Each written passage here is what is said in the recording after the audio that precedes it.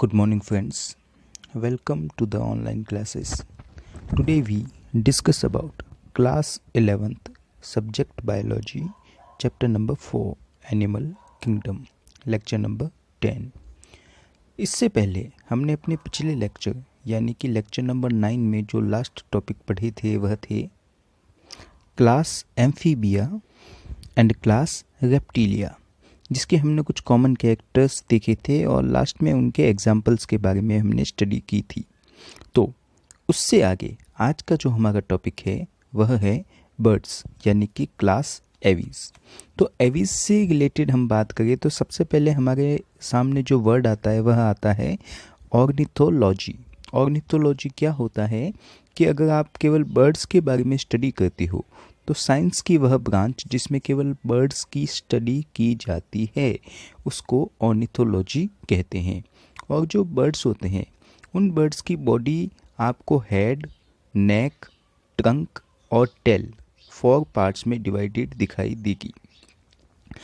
और बर्ड्स की एक और स्पेशल चीज़ ये है कि उसकी बॉडी जो है फैदर से कवर होती है, याद रखना पंखों से ढकी होती है।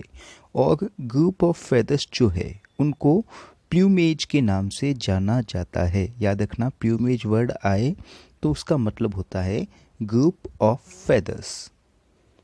स्किन इनकी ड्राई होती है, नॉन ग्लैंडुलर होती है, मतलब स्किन के ऊपर कोई ग्लैंड नहीं मौजूद होगी, लेकिन इनकी जो पूंछ होती है, टेल होती है, उसके ऊपर ऑयल ग्लैंड या प्रीन ग्लैंड मौजूद होती है जो उसमें ल्यूब्रिकेशन का काम करती है। याद रखना कि बर्ड्स में ग्लैंड केवल उसकी टेल वाले हिस्से पे मौजूद होती है। वो भी कौन सी ग्लैंड होती है? ऑयल ग्लैंड या प्रीन ग्लैंड। इनमें जो हिंड लिम्ब होते हैं वो उसके ऊपर स्केल्स मौजूद होते हैं जो एक प्रकार का एविडेंस है कि रेप्टिलियन एंसेस्ट्री का, मतलब कि इनका विकास रेप्टिलिया से हुआ है। क्यों? क्योंकि स्केल की मौजूदगी केवल पैरों पे है, बाकी किसी जगह पर आपको स्केल्स नहीं मिलते हैं। इनके अंदर जो जॉज होता है वह मॉडिफाई होकर उनकी चोंच यानी कि बीक को बना देता है और बीक के अंदर दूसरे किसी प्रकार के दांत नहीं होते, डोंट हैव टीथ। इनके जो आगे के पैर है, फोर लिम्ब जो है, उसमें आपको 3 डिजिट मिलते हैं, मतलब 3 अंगुलियां मिलती है जो उनके पंखों में, विंग्स में मॉडिफाइड हो जाती है। जबकि इनके जो हिंड लिम्ब है, पिछले पैर है, उसमें आपको 4 डिजिट यानी कि 4 अंगुलियां मिलती है जो उनमें वॉकिंग करने में, रनिंग करने में और पर्चिंग यानी कि पेड़ों पे बैठने में मदद करती है। कुछ बर्ड्स हमको ऐसे भी मिलते हैं जो फ्लाइट लेस होते हैं, मतलब कभी उड़ नहीं सकते, जिसमें आता है एक तो ऑस्ट्रिच, ईमू, कीवी, पेंगुइन एंड कैसरवे। ये जो बर्ड्स है ये फ्लाइट लेस बर्ड्स कहलाते हैं। तो आपको थोड़ा ये याद रखना पड़ेगा। इनमें पंख मौजूद होते हैं लेकिन उड़ने की कैपेसिटी इनमें नहीं होती है। इनकी बात करें तो इनमें हार्ट जो है 4 चैम्बर्ड होता है। कंप्लीट टाइप का डबल सर्कुलेटरी सिस्टम पाया जाता है। आरबीसी न्यूक्लिएटेड होती है और राइट सिस्टमिक आर्क सिस्टम मौजूद होता है। ये राइट सिस्टमिक आर्क सिस्टम जो है केवल बर्ड्स में मिलता है और ये जो है वे ब्लड सर्कुलेशन से रिलेटेड है, जिसको आगे हम सर्कुलेटरी सिस्टम वाले चैप्टर में कंप्लीटली डिस्कस करेंगे। अभी तो आपको बस इतना याद रखना है कि बर्ड्स में राइट सिस्टमिक आर्क मौजूद होता है। रेस्पिरेशन जो है वह लंग्स के ज़रिए होता है और लंग्स में एक स्ट्रक्चर पाया जाता है एयर सैक्स, जो क्या है, इनकी बॉडी को हल्का बनाते हैं ताकि ये हवा में उड़ सके। याद रखना रेस्पिरेशन लंग्स के ज़रिए होता है जिसमें एयर सैक्स मौजूद होते हैं। इनमें एक और विशेष बात होती है, बर्ड्स के अंदर एक स्पेशल कैरेक्टर क्या होता है कि इनका एंडोस्केलेटन बोन्स का बना होता है लेकिन हड्डियां अंदर से खोखली होती है। बोन्स हैव एयर कैविटी, अंदर की तरफ वह खाली होती है जिसमें हवा भरी होती है, एयर कैविटी मौजूद होती है। और इस टाइप की बोन्स को क्या बोलते हैं? Pneumatic bones. याद रखना वर्ड आए कहीं पे न्यूमेटिक बोन्स तो क्या है? न्यूमेटिक बोन्स ऐसी हड्डियों को कहते हैं, ऐसी बोन्स को कहते हैं जो अंदर से हॉलो होती है, खोखली होती है, जिसमें हवा भरी होती है, जो उनकी बोन्स के वेट को कम करती है ताकि वह हवा में आसानी से उड़ सके। बर्ड्स की एक विशेष बात ये भी है कि बर्ड्स जो है उनमें साउंड प्रोड्यूसिंग ऑर्गन अच्छे तरीके से मौजूद होता है, जिसको सिरिंक्स कहते हैं, जो ट्रेकिया और ब्रोंचाई के बीच में होता है। तो आपको याद रखना पड़ेगा, साउंड प्रोड्यूसिंग ऑर्गन बर्ड्स में कौन सा होता है? सिरिंग, जिसके कारण आपने बर्ड्स में अलग अलग प्रकार की आवाज़ों को देखा होगा। बर्ड्स के अंदर एक इम्पोर्टेंट कैरेक्टर है कि क्लेविकल और इंटरक्लेविकल आपस में जुड़कर एक वी शेप की बोन बना देती है, जिसको फर्क्यूला बोन कहते हैं। इसको बोन ऑफ मैरी थॉट के नाम से भी जाना जाता है। फर्क्यूला बोन आपको इस टाइप की दिखाई देती है, जो बर्ड्स में क्लेविकल और इंटरक्लेविकल के जुड़ने के कारण यहाँ पे मौजूद होती है। इनमें ईयर की बात करें तो external, internal and middle ear इनमें प्रेजेंट होते हैं, लेकिन ईयर पिन्ना इनमें नहीं पाया जाता। एक इसमें फ्लाइट मसल्स से रिलेटेड भी बात पूछी जाती है, तो आपको थोड़ा ये याद रखना है कि इनमें जो स्टर्नम बोन होती है, यानी जो रिब्स है हमारी बर्ड्स की बॉडी में, वे रिब्स जिस बोन से अटैच होती है वह बोन कहलाती है स्टर्नम बोन। और स्टर्नम बोन का एंड वाला हिस्सा थोड़ा फूला हुआ होता है, स्वॉलन होता है, जिसको कील कहते हैं। और कील एक ऐसी जगह है जहाँ पे फ्लाइट मसल्स अटैच होती है। याद रखना, साइट फॉर फ्लाइट मसल्स कौन सी कहलाती है? कील, जो स्टर्नम का स्वॉलन एंड है। इनकी आइज से रिलेटेड बात करें तो जो बर्ड्स होते हैं उनमें टेलीस्कोपिक आई पाई जाती है, मतलब उनमें देखने की जो कैपेसिटी है बहुत ज़्यादा डेवलप होती है। पूछते हैं कि वह देखने की कैपेसिटी इतनी ज़्यादा डेवलप क्यों होती है, तो आपको बताना पड़ेगा कि बर्ड्स की आई में पेक्टिन पाया जाता है, जो उनकी टेलीस्कोपिक विजन में हेल्प करता है, जो और also provide nourishment to the eyeball, eyeball को नरिशमेंट देने का भी काम करता है। याद रखना, पेक्टिन की मौजूदगी उनकी टेलीस्कोपिक विजन में हेल्प करती है। इनमें किडनी मेटानेफ्रिक टाइप की होती है, नाइट्रोजनस वेस्ट जो है यूरिक एसिड होता है, और क्लेडोइक टाइप के एग्स इनमें मिलते हैं। क्लेडोइक मैं आपको बता चुका हूँ, अंडों के ऊपर जो है कह सकते हैं हार्ड मेम्ब्रेन होती है, तो वह कहलाते हैं क्लेडोइक टाइप के एग्स। और इनमें एक एक्स्ट्रा एम्ब्रियोनिक मेम्ब्रेन प्रेजेंट होती है, जिसके कारण इनको एमनियोस्टिक एग्स भी कहते हैं। सभी एनिमल आपको इसमें यूनिसेक्सुअल मिलेंगे और फर्टिलाइजेशन इसमें आपको इंटरनल मिलेगा। एग्जाम्पल की बात करें तो एप्टेंडोडाइट्स जो है पेंगुइन को कहते हैं, पेवोक्रिस्टेटस पिकॉक को बोलते हैं, कॉर्वस कॉर्वस क्रो को बोलते हैं, एंड पिसिटेक्यूला पैरेट का साइंटिफिक नेम है, एंड नियोफिरॉन वल्चर का नेम है, कोलम्बा लिविया पिजन का नेम है, और स्ट्रूथियो जो है ऑस्ट्रिच को कहते हैं। तो ये कुछ एग्जाम्पल थे बर्ड्स के, और ये कुछ कॉमन कैरेक्टर थे बर्ड। नेक्स्ट हम बात करते हैं क्लास मेमेलिया की। तो मेमेलिया के कैरेक्टर्स की बात करें तो सबसे पहले बात करते हैं body is covered by hairs, कि ये कॉमन कैरेक्टर है सभी मैमल्स का, कि मैमल्स की जो बॉडी है उसके ऊपर आपको बालों की मौजूदगी होगी, मतलब हेयर्स कंफर्म पाए जाएंगे।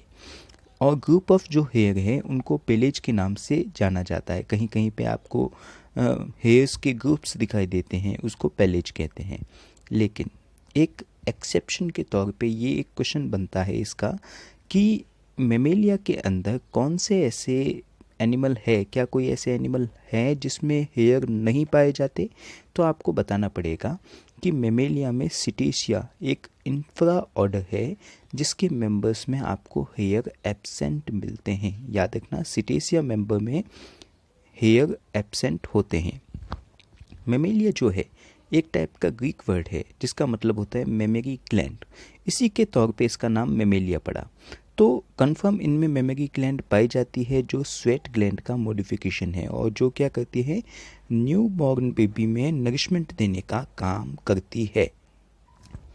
मेमेलिया का एक कॉमन कैरेक्टर, यूनिवर्सल कैरेक्टर कह सकते हैं इसको, मस्कुलर डायफ्राम का पाया जाना, कि मस्कुलर डायफ्राम सभी मैमल्स में होता है बिना किसी एक्सेप्शन के। याद रखना, यही एक ऐसा कॉमन कैरेक्टर है जो बिना एक्सेप्शन के सभी मैमल्स में मौजूद होता है। ब्रेन में बात करें मैमल्स के, तो मैमल्स के ब्रेन के अंदर एक तो आपको कार्पस कैलोसम स्ट्रक्चर दिखाई देता है और एक एरेक्नोइड क्रेनियल मीनिंग्स आपको दिखाई देती है। ये एक टाइप की परत है जो ब्रेन के ऊपर मौजूद होती है। तो ये दोनों स्ट्रक्चर आपको ब्रेन में दिखाई देते हैं मैमल्स में। और एक और कॉमन कैरेक्टर है कि 7th सर्वाइकल वर्टिब्रा भी मैमल्स में मौजूद होती है, लेकिन इसका एक एक्सेप्शन है सी काउ, यानी सी काउ में आपको 7th सर्वाइकल वर्टिब्रा नहीं मिलेगी। किडनी की बात करें, टाइप की इनमें किडनीज पाई जाती है, नाइट्रोजनस वेस्ट यूरिया होता है और इनमें नॉन क्लेडोइक एग्स पाए जाते हैं। ये यहाँ पे लिखने में थोड़ी गलती हो गई, आपको यहाँ पे नॉन क्लेडोइक एग लिखना पड़ेगा, लेकिन एग्स के ऊपर एमनियन मेम्ब्रेन पाई जाती है जिसके कारण इनको एमनियोटिक एग्स कहते हैं। मैमल्स की बात करें तो मैमल्स को नॉर्मली 2 टाइप्स में डिवाइड कर सकते हैं, 2 पार्ट्स में डिवाइड कर सकते हैं हम, प्रोटोथीरिया एंड थीरिया। प्रोटोथीरिया के जो मेंबर होते हैं वे ओविपेरस होते हैं, मतलब अंडे देने वाले मैमल्स है, जबकि थीरिया में जो मैमल्स आते हैं वे विविपेरस है, मतलब सीधे बच्चों को पैदा करते हैं। ओविपेरस जो है उनमें एक तो आपको कुछ कॉमन कैरेक्टर दिखेगा, क्लोइकल एपरेचर प्रेजेंट होता है, जिससे पता चलता है कि रेप्टिलियन एंसेस्ट्री है, कि इनका डेवलपमेंट रेप्टिलिया से हुआ है। याद रखना कि क्लोइका जो स्ट्रक्चर है, मैंने कहा ना बॉडी के ऊपर केवल एक ही छेद मौजूद होता है जिससे सभी एक्सक्रीटिव प्रोडक्ट, रिप्रोडक्टिव प्रोडक्ट निकलते हैं, तो कह सकते हैं कि वह कहलाता है क्लोइका, जो मौजूद होता है प्रोटोथीरिया के मेंबर में और अंडे देने वाले होते हैं। इसमें एग्जांपल है ऑर्निथोरिंकस, जिसको डक बिल्ड प्लेटिपस कहते हैं, और एकिडिना जो है उसको स्पाइनी एंट ईटर बोलते हैं। डक बिल्ड प्लेटिपस आपको दिखने में ऐसा दिखाई देता है,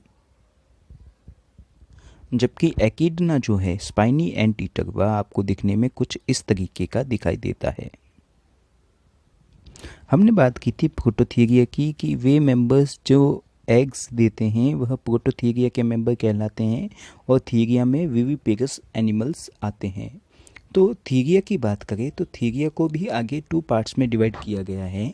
फर्स्ट आता है मेटाथीरिया, सेकंड आता है यूथीरिया। मेटाथीरिया की बात करें तो मेटाथीरिया में जो ईल टाइप के बच्चे पैदा होते हैं और इनमें प्लेसेंटा पुअरली डेवलप्ड होती है, जैसे कि कैंगरू आपको ऑस्ट्रेलिया में मिलते हैं और इनमें देखते हैं कि जब बच्चे पैदा होते हैं तो वह अविकसित होते हैं और इनमें आगे की तरफ एक पाउच पाया जाता है जिनमें क्या है, अनडेवलप्ड बच्चों को डाल दिया जाता है और डालने के बाद बॉडी के बाहर ही नरिशमेंट लेके वे नए एनिमल को बनाते हैं। ये देखिए मेटाथीरिया के मेंबर्स में आगे की तरफ पाउच होता है जिसमें वे बेबी को कैरी करते हैं और उनमें जो है जो बच्चे पैदा होते हैं वे पुअरली डेवलप टाइप के बच्चे होते हैं। आप इसमें देख सकते हैं 1 इंच का बेबी कैंगरू जो है जन्म के टाइम इतना छोटा होता है, लेकिन उसको पाउच में डालने के बाद बॉडी के बाहर वह पूरी तरीके से डेवलप होते हैं। तो ये मेंबर्स आते हैं जिनमें पुअरली डेवलप्ड कह सकते हैं कि प्लेसेंटा है।